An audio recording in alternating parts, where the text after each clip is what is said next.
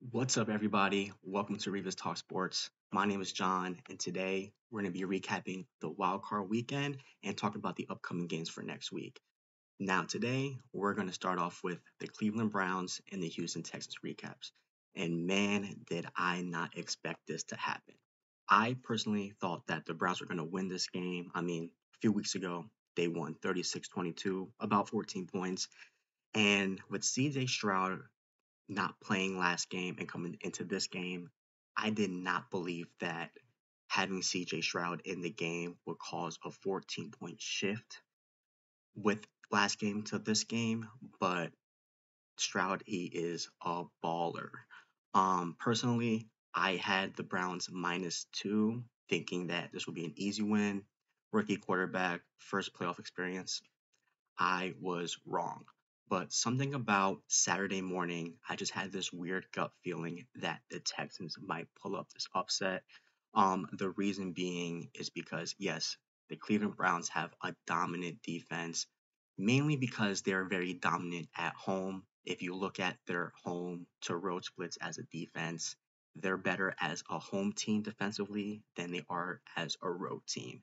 And then when you look at CJ Stroud splits, as a road quarterback and a home quarterback, CJ Stroud tends to just put up good numbers at home. And as game time started approaching, I had a feeling that this was a game that the Texans might edge out the Browns, but I just wasn't confident enough, so I just stayed with my -2 pick. And yeah, I just felt like the Browns walked into this game thinking that Case Keenum was the quarterback and thought this was an easy W, but CJ Stroud just went off.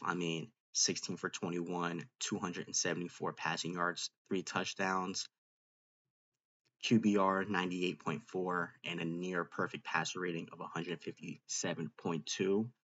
And Joe Flacco, 34 for 46, 307 passing yards, one touchdown, two interceptions, with a QBR of 57.1 and a rating of 80.6. The thing about Joe Flacco is he is someone that is always looking for the big play. Um, I didn't think the Texans defense will be as stout this game, but they showed up today. I think that underdog mentality of what happened a few weeks ago, D'Amico Ryan's knew and had a plan of this cannot happen again, especially with Stroud coming in. And Nico Collins, six receptions, 96 receiving yards, one touchdown. He was just jumping right out the gate. And it's just the Browns just couldn't really just keep up. It kind of got to the point where, halftime it was 24-14, and then just shut out the Browns in the second half. Um, yeah, this is a statement game playoff wise for CJ Stroud is going to come in hot. This Texans team know that they're underdog in this playoffs, especially when you have the Browns, especially when you have the Bills in the loop, Chiefs. Now they have the Ravens. Um, there's gonna be a lot of doubt for this team. There's gonna be a lot of doubt. A lot of people doubted this Texans team coming into the Browns game, and CJ Stroud was like, "Oh, we're gonna lose.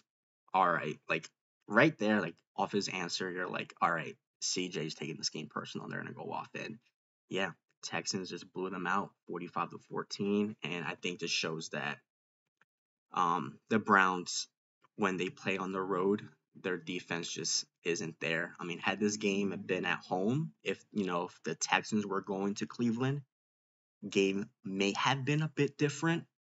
It still wouldn't have stopped Stroud from performing, but I think this game may have been a little bit closer, or maybe just a Browns edging out a W at home. But on the road, Cleveland Browns, their defense just isn't it. And then D'Amico Ryan's did a good job. D'Amico Ryan's did a good job of just putting up a good game plan from what happened in the first game to the second game. And yeah, CJ's it. So we'll definitely talk about next week's slate. And then the next game that we're going to talk about now is the Kansas City Chiefs versus the Miami Dolphins. When I checked the temperature for this game and saw that it was going to be like -4, -10, just probably be up to -20, I knew this game was over for Miami. Like give the Chiefs a W. Just the weather factor alone, and Tua doesn't perform well in cold conditions. Thankfully, um, I was able to just grab the -3.5 before it was able to increase on the lines. But yeah, I just knew that this was going to be a Chiefs win just off the rip. I mean, Patrick Mahomes, 23 passes, 41 attempts, 262 yards, one touchdown, 88.3 QBR, 83.6 rating, and then Tua, 20 passes, completions, 39 attempts, 199 passing yards, one touchdown, one interception, 63.9 rating, 15.8 QBR. It just shows you that Miami cannot beat a good team with a winning record on the road. They just can't. And I think it shows how much of a fraud this Miami team was this year. I remember earlier in the season they were plus 2.5 against the Bills, annihilated. They were underdogs against the Ravens, annihilated. When I saw the Dolphins plus 3.5, I grabbed the Chiefs -3.5. It's they just can't be a good team with a winning record on the road, and that just proves it right there. I mean, give it up to the rookie Rashi Rice, 8 receptions, 130 receiving yards, one touchdown. I mean, that rookie's a baller. Travis Kelsey, 7 receptions, 71 receiving yards. Isaiah Pacheco just running hard as usual, one rushing touchdown. And yeah, I mean, home crowd, the temperature, and then the Dolphins just don't really perform well against the winning. Sorry about that. Yeah, sorry about that. But yeah, I just knew that this Chiefs game was in the bag already. As soon as the whistle blew, just there was just no way that Miami was coming in. Um, I just think that this Miami team has a lot of reevaluating that needs to be done in the off season. You just can't put up this offensive juggernaut performance in the regular season and then not be a good team on the road and be a first round exit.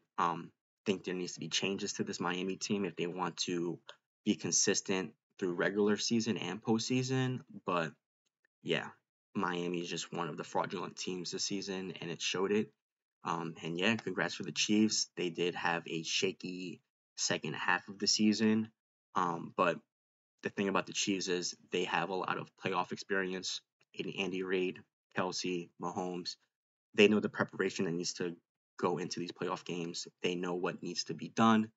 And I just knew that this was going to be a first round W for the Chiefs. So the Chiefs are going on to the next round against the Buffalo Bills. We'll definitely touch on that. And then the next game that we will be talking about, the Green Bay Packers versus the Dallas Cowboys. Oh my goodness. Diehard Packers fan, this was beautiful to watch.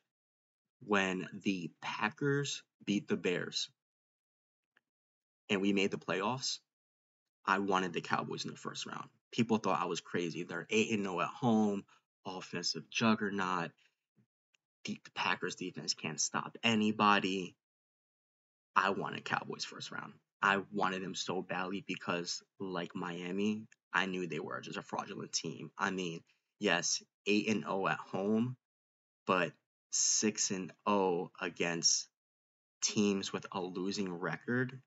And part of that was also an Eagles team that they played that they beat by, I guess, 20, where the Eagles just gave up by week 10, week 11. So they weren't really a good team at that point. They just kind of just gave up on their lost season, which we could definitely talk about.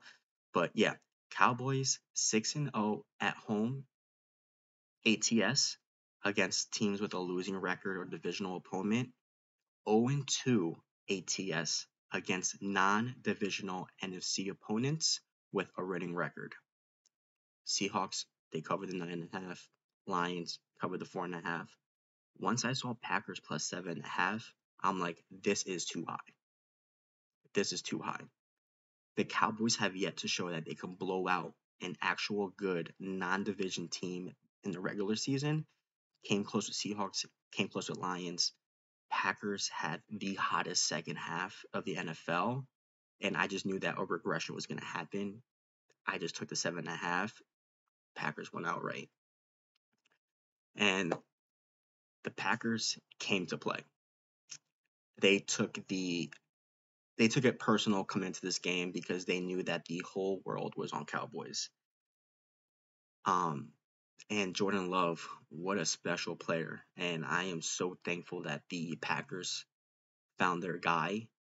16 completions, 21 attempts, 272 passing yards, 3 touchdowns, a near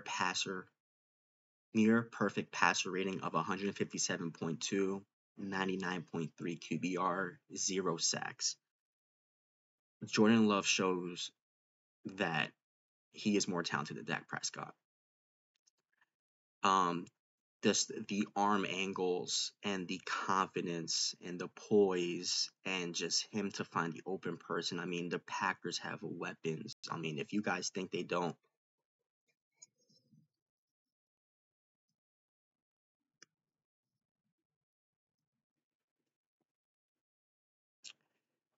I apologize again.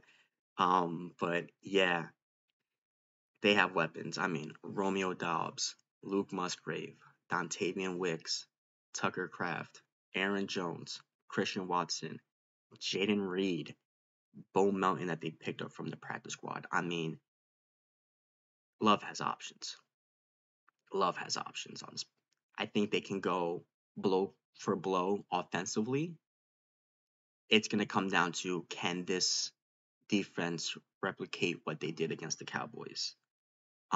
That's going to be a tough challenge against the 49ers. We can definitely speak on that. But man, essentially the score was 46-16. The Packers just put their second and third strings in the game. LaFleur knew the game was over, so all of those pad statings and the 30 and the extra 16 points, that was just Packers kind of just like, all right, we're in the next round. We won this game. And the game plan that the Packers had coming in was establishing the run. If you saw what the Bills did to the Cowboys earlier in the season, James Cook was just eating. And I knew that the Packers needed to have that same game plan going on. And then with Aaron Jones, I mean, his nickname is the Cowboy Killer. Whenever he goes to AT&T Stadium, whenever he goes to AT&T Stadium, he just goes off. And this was something that they needed to do, establish the run. Once you establish the run, receivers will get open for Jordan Love. And I think this was a huge, huge game for Jordan Love because he did something that Brett Favre and Aaron Rodgers have not done in their first year as a starter. And on top of that, Jordan Love, his receivers are either rookies or in their second year. That is something that is unheard of.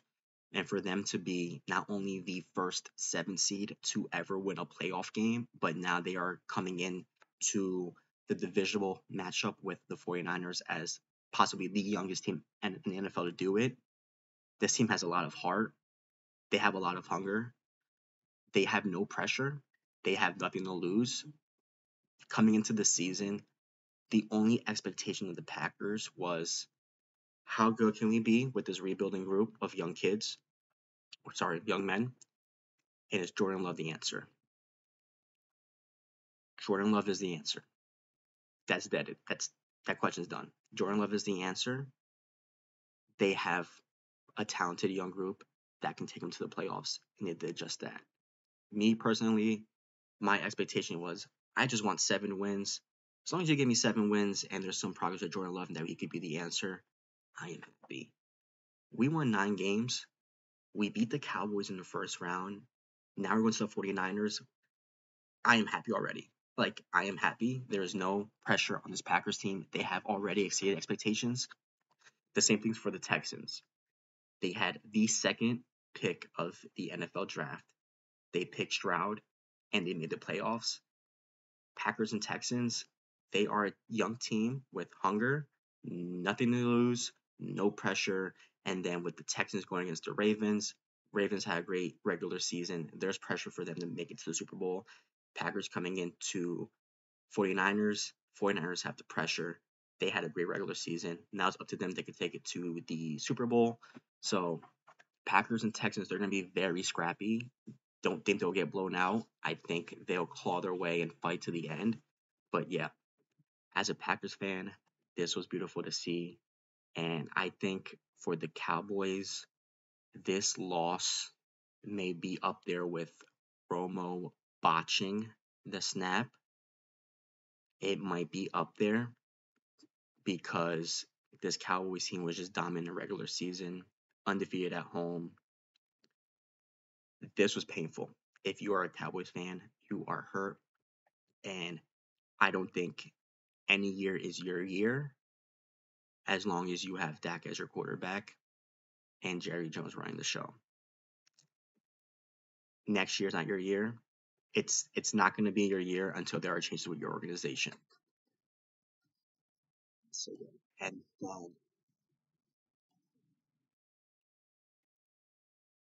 so that is it for the Packers and Cowboys. The next game, the Lions and the Rams. Now, I thought the Rams were going to squeak in because Stafford's going back to his old stadium, and the Lions don't really have the best pass defense. But wow, wow, the Lions did a great job of main, just did a great job of just getting the W. I mean, 24-23. That was a close game. I grabbed the LA Rams plus 3.5. I had a feeling the Lions would win. I did not think that they are 4 points better than the Rams, especially since how on fire Stafford has been. He's a, a master just quarterback, just slinging the rock, especially when you have Cooper Kupp, Puka Nakua. Um, I knew Stafford would keep this game close. And then with the Lions, I thought Sam Laporta was going to be questionable, but he had himself a game.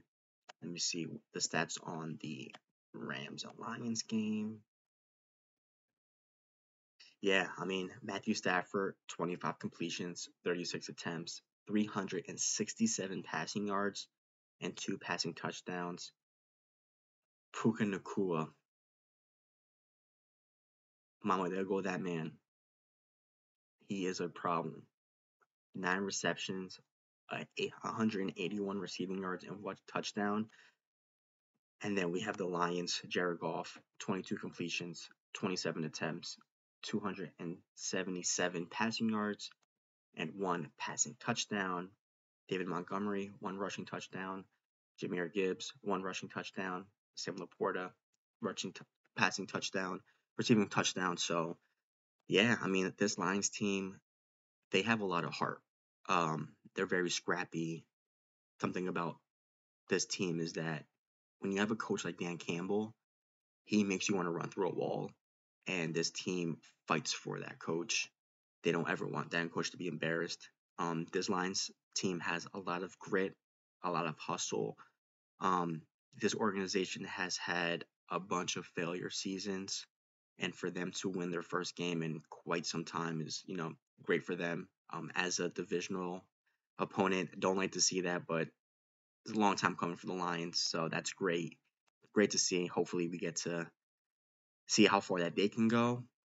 And then the Rams, Sean McVay is a great coach. I feel like as soon as Stafford came back, that offense was just clicking and humming, and I thought that the Rams could have been like a potential dark horse team coming into the playoffs.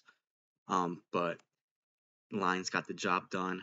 They're on to the next round, facing the Tampa Bay Buccaneers. And then here we go now with the Buffalo Bills and the Pittsburgh Steelers. I took the Pittsburgh Steelers plus 9.5.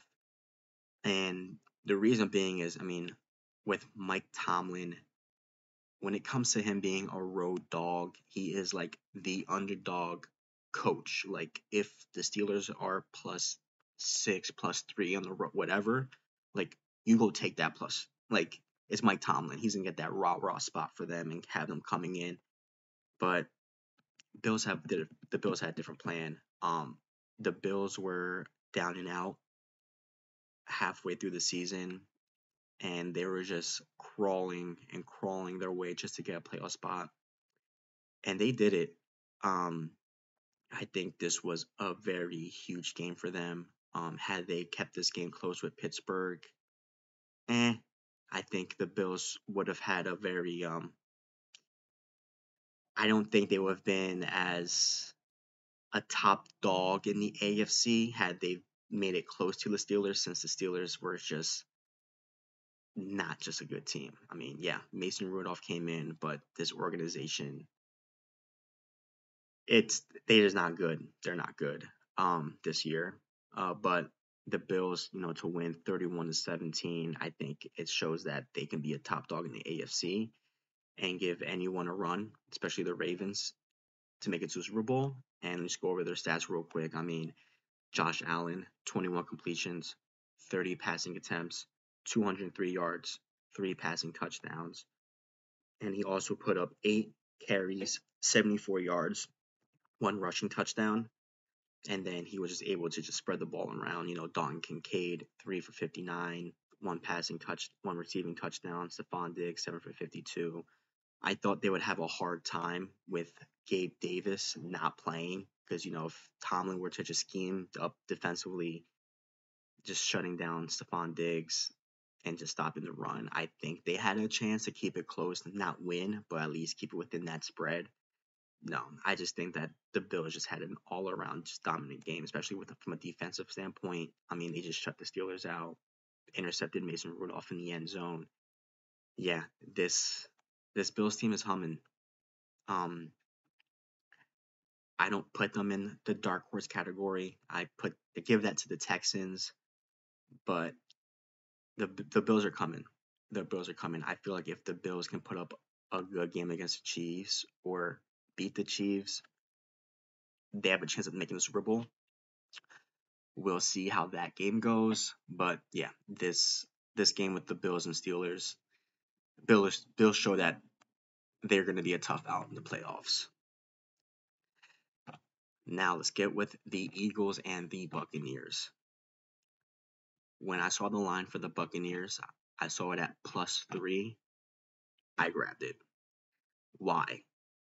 I grabbed the +3 for the Buccaneers because the Eagles secondary hasn't been good this year. Baker has been playing well, and I feel like when you have receivers like Mike Evans, Chris Godwin, then they have Cade Otton, the tight end.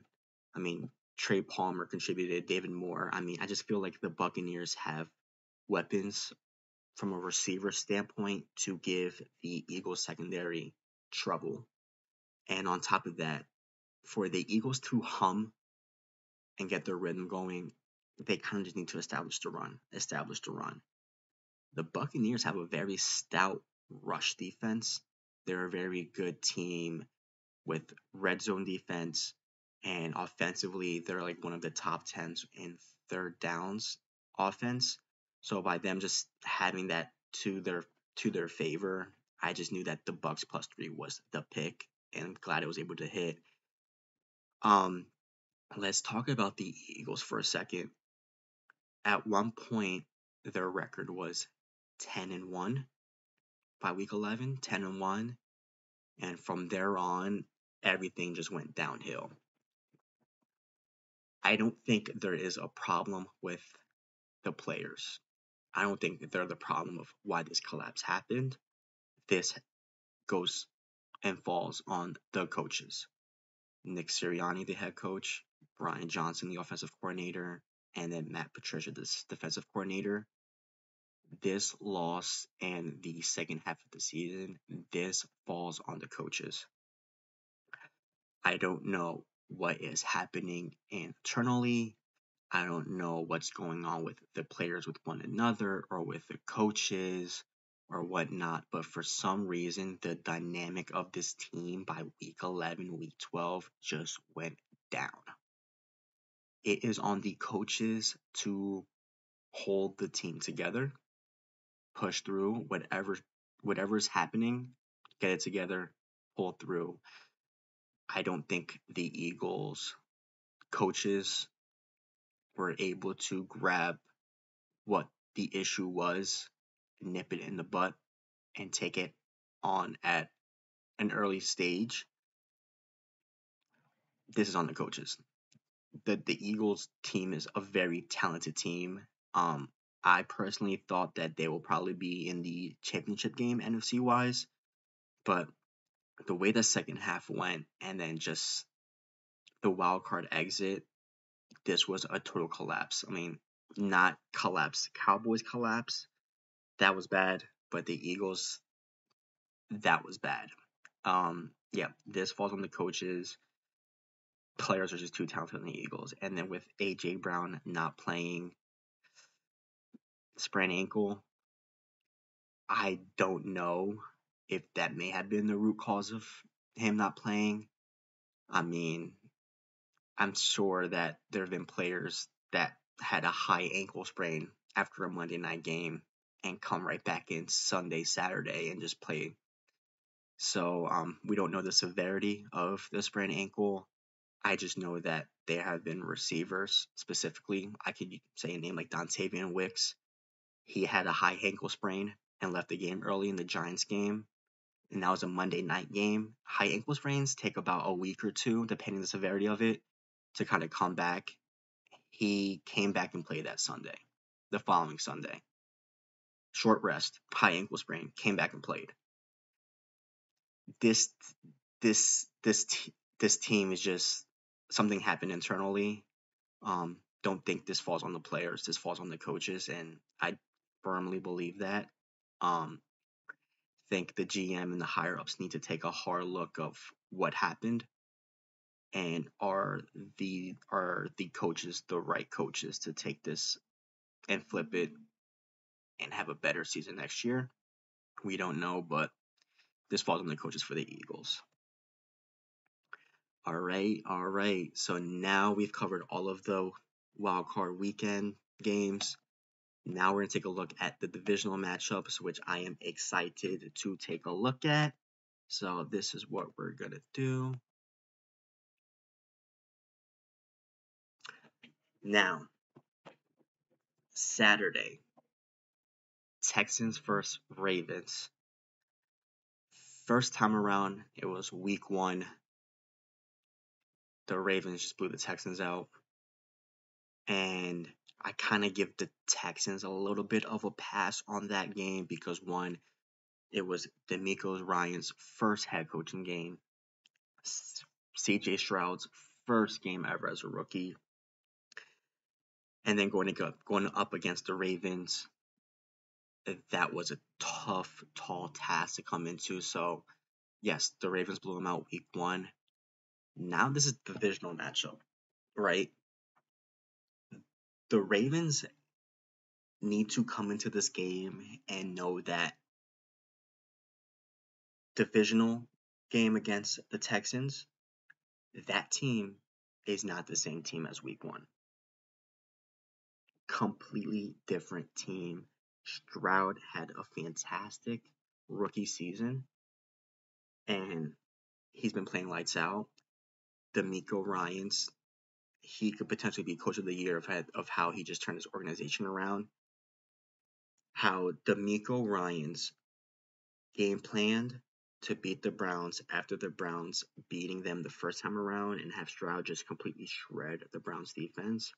I do see that DeMeco Ryans will put up a better game plan against the Ravens and just kind of analyze the tape of what went wrong in week 1 and kind of see how they can just put up a better fight against the Ravens this time around. The Ravens had the wild card bye, top seed.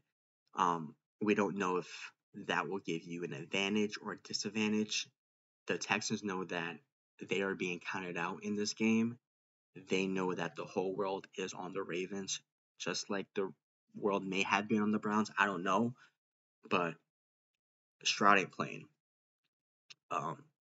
CJ Stroud is going to come out and perform way better this game around than week 1. The spread is plus 9.5.